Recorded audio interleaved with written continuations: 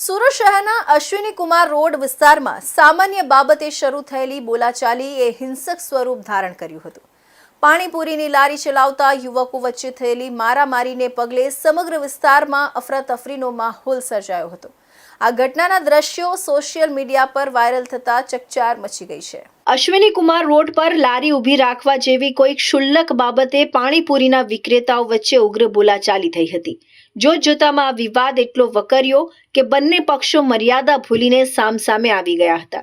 ગુસ્સામાં આવેલા યુવકોએ એકબીજા પર લાકડાના ફટકા વડે હુમલો કરવાનું શરૂ કર્યું હતું। ભીડભાડવાળા રસ્તા પર જાહેરમાં લાકડાના ફટકા ઉછળતા જોઈને રાહદારીઓ અને સ્થાનિક વેપારીઓમાં ફાડ પડી હતી।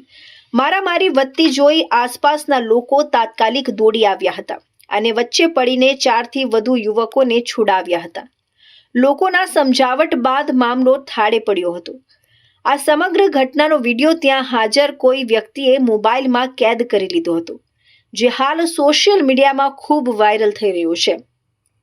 વિડીયોમાં યુવકો એકબીજા પર ઘાતક રીતે હુમલો કરતા સ્પષ્ટ દેખાઈ રહ્યા છે। આ ઘટનાની જાણ થતાં જ સ્થાનિક પોલીસ હરકતમાં આવી છે। અશ્વિની કુમાર વિસ્તારની પોલીસ દ્વારા વાયરલ વિડીયોના આધારે તપાસ શરૂ કરવામાં આવી છે અને કાયદેસરની કાર્યવાહી હાથ ધરવામાં આવી છે।